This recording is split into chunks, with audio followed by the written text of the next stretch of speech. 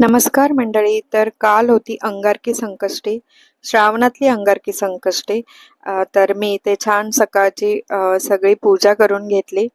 कारण उपवास नसतो माझा, अवी उपवास करतो, अवीचा उपवास असतो अंगारकीचा. तर मी पूजा केली इथे छान, आणि पूजा केल्यानंतर नेहमीच खूप प्रसन्न आणि छान वाटतं. घरात पॉझिटिव्हिटी येते आणि घर भरलेलंही दिसतं.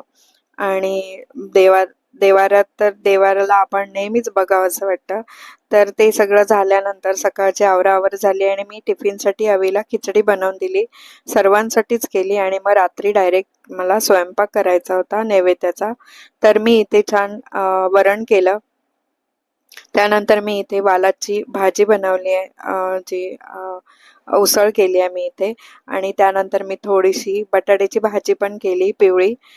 2 भाज्या केल्या म्हटलं असाव्यात नैवेद्यासाठी म्हणून, आणि थोडा भात. आणि मी इथे मोदक बनवले आहेत.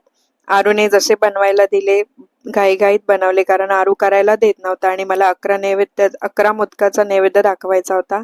आणि थोड्याशा चपात्या बनवल्या, ज्या नेहमी चपाती भाकरी लागते म्हणून. आणि मी इकडे नैवेद्याचं ताट तयार करायला घेतलं. 11 मोदकांचं नैवेद्याचं ताट बनवायचं होतं आणि ते मी तयार करायला घेतलं. आता मी नैवेद्य दाखवणार आहे, कारण आरती आणि पूजा झाली होती, फक्त नैवेद्य दाखवायचा होता. आणि मग आम्ही नैवेद्य बाप्पाला दाखवला. व्हिडिओ कसा वाटला कमेंट करून नक्की सांगा. Bye bye.